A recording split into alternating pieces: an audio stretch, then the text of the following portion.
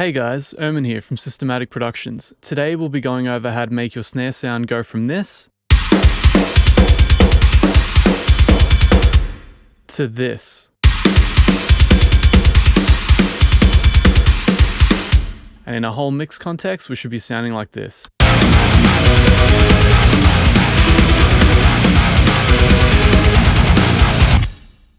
We'll be using GetGood drums in order to create our final snare sound. I'll be using some techniques borrowed from my good buddy Adam Nolly GetGood, and also some of my own in tandem to create the final snare sound. The very first thing we want to do is load up our drum sampler application. In my case, it's Slate Trigger, but you can use whatever you want. You want to be loading the Periphery 3 snare samples into it. They come in a snare top sample and a snare bottom, which you combine yourself. So my recommendation would be to put the bottom around about 10 dB lower than the top, kind of like this.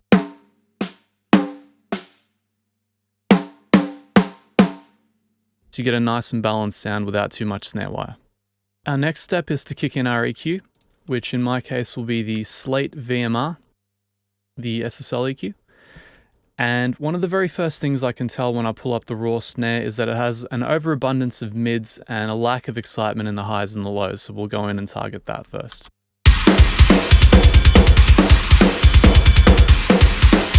Alright, so let's start to EQ a bit.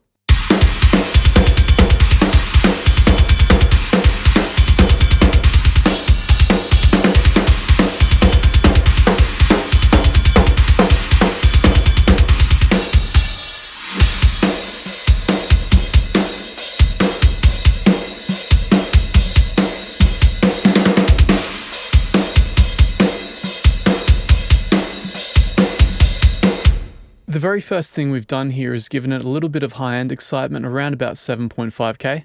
After that, we've subdued some of the flat mid-range at about 630 Hz. And we've also boosted the bottom end thump of the snare at about 220, which is close to where its resonant frequency is. So you can hear the difference like this.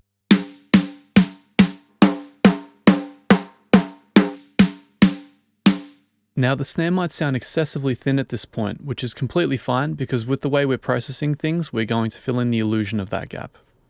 What we're doing after this is initiating a stage of saturation and one more band of EQ. So for this purpose, we'll use the FGN. And one of the very first things we'll do is engage the drive knob, which will allow us to drive the saturation without affecting the volume level. So let's listen to what that does.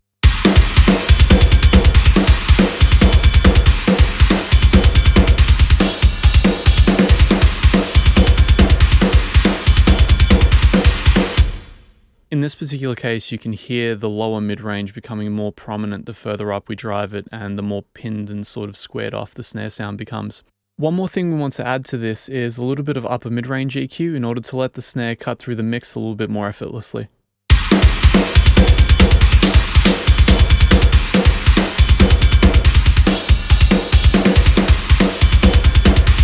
We don't want to overdo it here because upper mid-range frequencies can get very abrasive very fast on transients.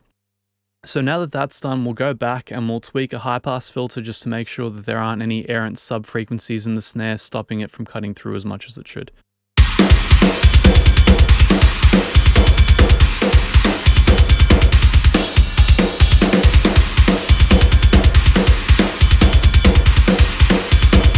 Around about 70 Hz works well in this case. And now we'll move on to compression. In this case, what we'll be using is the Metric Halo channel strip. I find that that's one of the best compressors for in-the-box snare sounds you can get. What we'll do is set it to the MIO mode. That's the clearest mode available. Move the knee down slightly. And then just take a listen.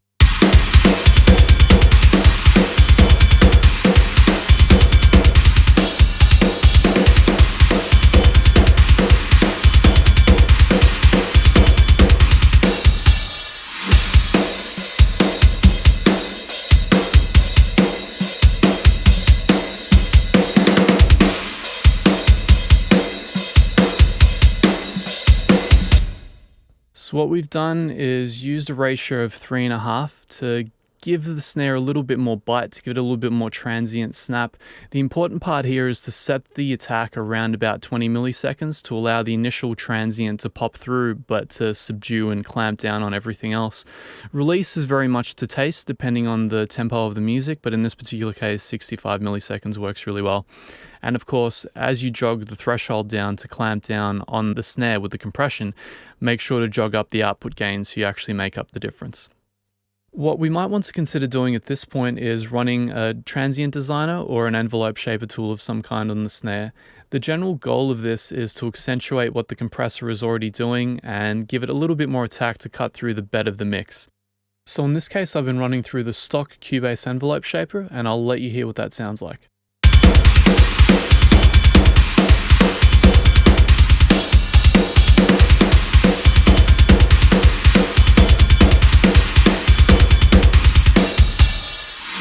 You can hear the abrasive qualities of that transient coming through as I jog it up and down.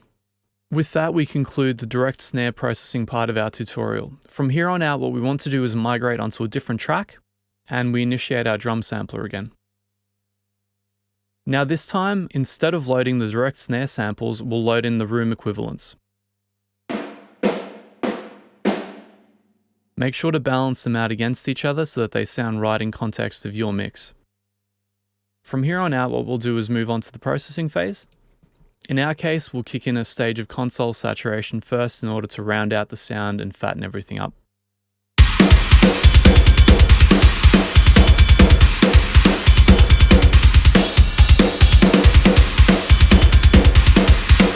You can hear it fattening out those missing gaps in the drum sound the further up I drive it. So after that, we move on to the EQ. If we listen to the snare samples just by themselves, we'll hear that they're very flat and unexciting like this. So let's carve things out a bit.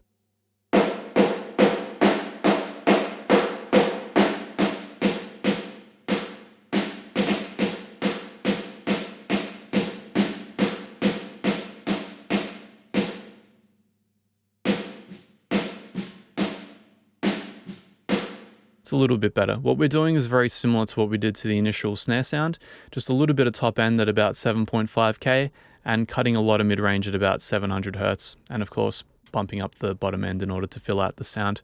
So from here, our last phase for the drum sound is to kick in a fat stage of compression to finish it all off. As you can hear, this is where the magic really happens. The key is to set the ratio anywhere from 4:1 to 8:1. Give an attack that's fairly fast but not so fast that it chokes the entire transient, and set the release to the absolute fastest that your compressor will allow.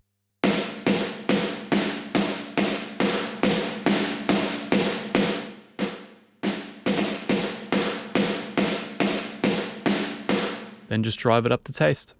And now we're almost done. What we want to do is go back to our initial direct snare processing. One thing we've been doing all along is actually processing the snare into a tape saturator. You can hear it working like this.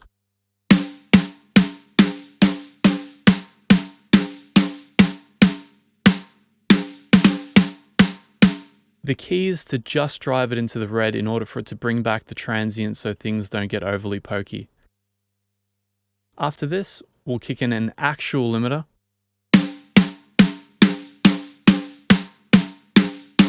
These become key in transient control depending on how much you compress and how much you transient design going in.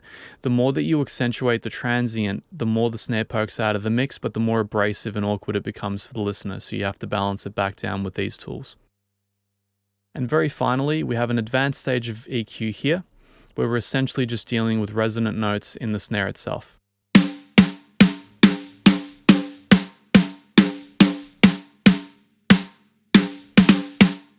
If you can't hear what this does yet, don't worry, you will eventually. And now we move on to the two final missing parts of our puzzle. The first of which is parallel compression.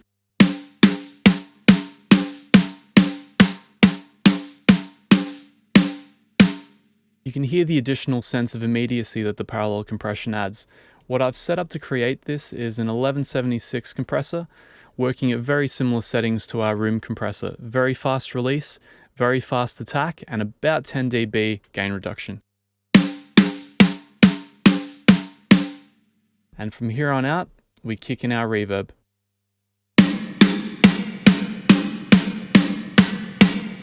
And then our snare room track.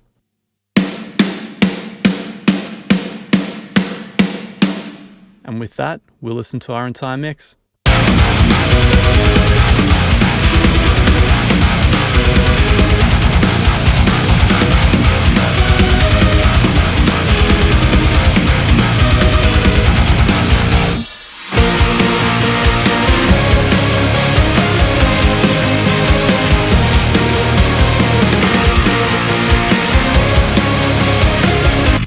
And there's our 6 snare sound.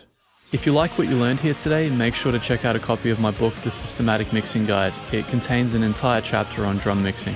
If you enjoyed this demo, make sure to grab a copy of Get Good Drums. For more videos like this, please like, comment, subscribe, share it around, and we'll see you next time. Thank you.